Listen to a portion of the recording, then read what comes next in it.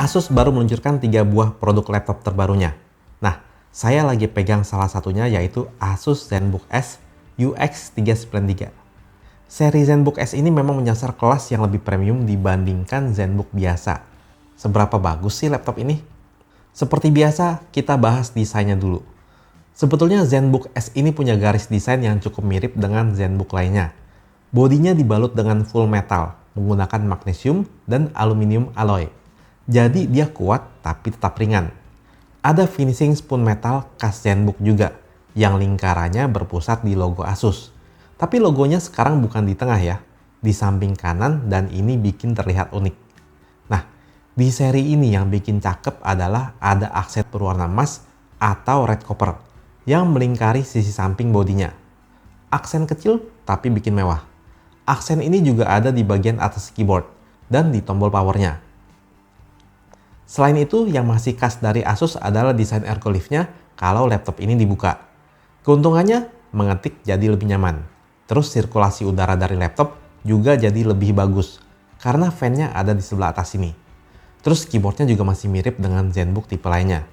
Saya bilang sih keyboardnya cukup nyaman dan lumayan empuk. Lalu sudah backlit dengan 3 level cahaya. Saya suka dengan mousepadnya.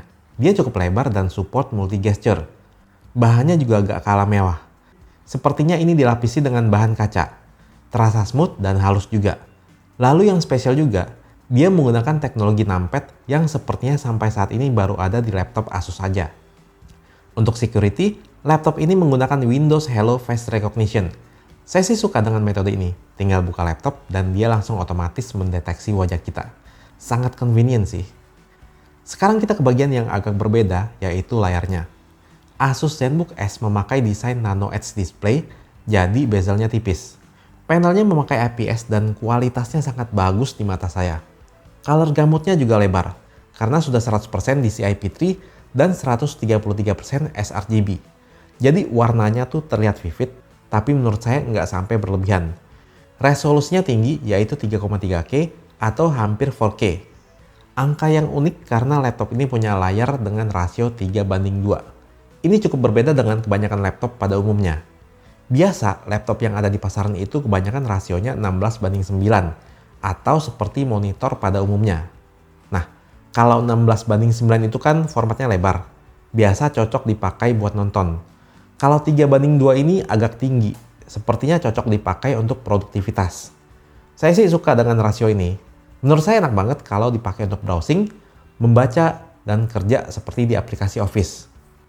Ngomongin Office, laptop ini sudah dibekali dengan Microsoft Office Home and Student 2019 secara gratis selamanya. Jadi nggak perlu beli lagi atau install bajakan ya. Buat Photoshop juga ternyata enak pakai rasio ini. Apalagi ditunjang juga dengan layarnya yang sudah dapat sertifikasi dari Pantone juga. Oh ya, layarnya ini juga touchscreen ya. Saya sih nggak terlalu pakai touchscreen-nya. Apalagi ini bukan jenis yang bisa di flip. Tapi ya oke lah, daripada nggak ada. Untuk spesifikasi, ZenBook S ini sudah menggunakan Intel iSeries generasi ke-11 atau Tiger Lake. Unit yang saya pegang ini adalah varian yang i7 dengan RAM 16GB. Storage memakai SSD PCIe 3.0 yang sudah tergolong ngebut. Di Intel iSeries generasi ke-11 ini, integrated GPU-nya memakai Intel Iris Xe yang katanya ada peningkatan signifikan dibanding Intel HD. Dan bahkan bisa menyaingi beberapa discrete GPU di laptop. Saya pakai untuk ngedit video di Premiere Pro sih, terasa sudah enak. Dan previewnya cukup smooth walau ada saya tambah beberapa efek. Pas saya tes footage 4K dari kamera Sony A6400 dan DJI Osmo Pocket, previewnya juga masih lancar. Sebagai info, biasa preview itu butuh kinerja GPU ya. Terus After Effects juga lumayan banget, di atas ekspektasi saya. Sebetulnya laptop ini bukan mengincar konsumen yang mau main game ya, tapi saya penasaran, jadi pengen iseng tes. Pertama, saya main Genshin Impact. Defaultnya itu di grafis medium, tapi kalau set ke grafis ini, frame rate-nya masih di bawah 20 fps. Jadi agak kurang playable. Kalau turunin ke low, jadi lebih mendingan, sekitar 20-an fps. Nah, kalau saya set ke yang terendah, jadi playable ya, walau memang belum dapat high frame rate. Tapi lumayan lah, bisa jalan cukup stabil di kisaran 30 fps. Habis itu saya tes main game Apex Legends. Di settingan yang agak rendah, saya agak cukup kaget sih. laptop ini masih mampu dapat high frame rate kisaran 50-an fps. Tapi sayang nggak stabil ya. Kadang bisa turun ke 40-an fps, kadang ke 30 fps atau bahkan di bawahnya. Tapi ini cukup di atas ekspektasi saya.